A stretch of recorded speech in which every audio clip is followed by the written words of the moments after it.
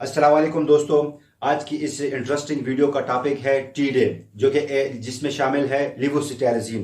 लिवोसिटैरिजीन एक anti allergic दवा है, एक एंटी हिस्टामीन है और एंटी प्रूराइटस है, एंटी एलर्जी दवा है। इसके बारे में हम आगे बात करेंगे, आप वीडियो को लास्ट तक देखें। लिवोसिटैरिजीन का ताल्लुक second generation anti histaminic class से है। एंटी हिस्टामिन जैसे हम जानते हैं उसमें एक फर्स्ट जनरेशन है और एक सेकेंड जनरेशन है। फर्स्ट जनरेशन वाली दवाई होती है वो सिडेटिंग होते हैं, यानी इसके इस्तेमाल से लोगों को गुनगुन की आ जाती है, नींद आ जाती है। और जो सेकंड जनरेशन है इसके इस्तेमाल से नींद नहीं आती। तो लिवोसिटैरिजीन का ताल्लुक भी इस सेकंड जनरेशन से है। लिवोसिटैरिजीन लिवो आइसोमर है सिटैरिजीन का। ये 1995 में इसको अप्रूव किया था एफडीए ने एलर्जी के इस्तेमाल के लिए। एलर्जी कई वजूहात से हो सकती है। बाज लोगों को खाने पीने की चीजों से एलर्जी होती है, बाज लोगों को खुशबू से एलर्जी होती है, बाज लोगों को बाहर के मौसम में जो है तो फूलों की खुशबू से या फिर पोलेन से जो है तो एलर्जी होती है, या फिर कोई और वजह भी हो सकती है, जो कोई ऐसी चीज जो हमारी बॉडी के साथ टच करे और उससे हमें क्या हो, एलर्जी हो। तो ऐसी चीजें इनको कहते हैं एलर्जन। ये एलर्जन जब हमारी बॉडी में एंटर होती हैं तो हमारी बॉडी हाई सेंसिटिविटी शो करती है और हमारा इम्यून रिस्पॉन्स एक ज्यादा सेंसिटिव शो करता है इन एलर्जेंस को। एज ए रिजल्ट हमारी बॉडी में ज्यादा से ज्यादा हिस्टामिन रिलीज होने लगता है। ये हिस्टामिन जाता है H1 रिसेप्टर के साथ बाइंड करता है और इस तरह से एलर्जी की अलामत पैदा होना शुरू हो जाती हैं।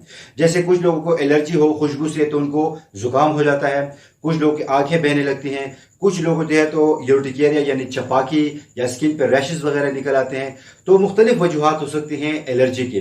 इन सब अलामात के इलाज के लिए टी डे का इस्तेमाल किया जा सकता है। तो टी डे का इस्तेमाल हम एलर्जी के इलाज के लिए करते हैं और इसके साथ स्किन रैशेस वगैरह यानी यूर्टिकेरिया या प्रूराइटिस जिसको कहते हैं, इसके लिए भी इसको इस्तेमाल किया जाता है। अब इसके इस्तेमाल के सब बाद हम इसकी बात करते हैं कि ये इसकी नॉर्मल डोज क्या है।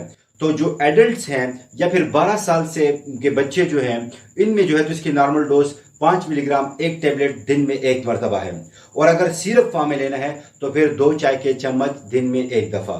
और अगर 6 साल से कम उम्र के बच्चे हैं तो फिर उनमें 2.5 मिलीग्राम टेबलेट या फिर सिरप फॉर्म में आधा चाय का चम्मच दिन में 2 दफा लेना होता है। इसकी यूजेस और डोज के बाद हम बात करेंगे अब इसके साइड इफेक्ट्स के हवाले से। हर ड्रग के कुछ ना कुछ साइड इफेक्ट्स होते हैं। लिवोसिटैरिजीन के जो साइड इफेक्ट्स हैं उसमें से ज्यादातर आता है हेडेक, यानी बाद लोगों को इसके इस्तेमाल से सर में दर्द महसूस होता है।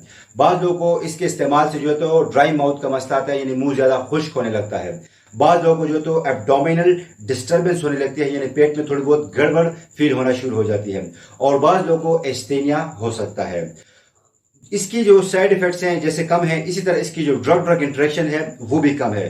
उसकी वजह यह है कि लिवोसिटैरिजीन के मेटाबॉलिज्म लीवर के जरिए ज्यादातर नहीं होती है, लेकिन इसकी एक्सक्रीशन ज्यादातर किडनी के जरिए से होती है। तो इससे मालूम हुआ कि वो पेशेंट्स के जो गुर्दों के अमराज में मुब्तला होते हैं उनमें लिवोसिटैरिजीन के इस्तेमाल करते वक्त डोज को मॉनिटर करना चाहिए।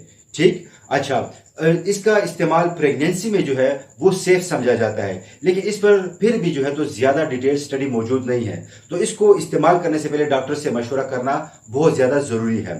ब्रेस्ट फीडिंग खवातीन भी जो है वो डॉक्टर की हिदायत के मुताबिक टी डे का इस्तेमाल करें। टी डे के हवाले से ये कुछ खास इंफॉर्मेशन थी। इसकी जो हाफ लाइफ है वो तकरीबन 7 घंटे तक है। उम्मीद करता हूं ये वीडियो आपको पसंद आई होगी। हम इसी तरह और भी मजीद वीडियोस अपलोड करते रहेंगे। आप हमारे साथ अगर जुड़े रहना चाहते हैं तो हमारे चैनल हेल्थ जरूरी को सब्सक्राइब करें। और लास्ट में थैंक्स फॉर वॉचिंग।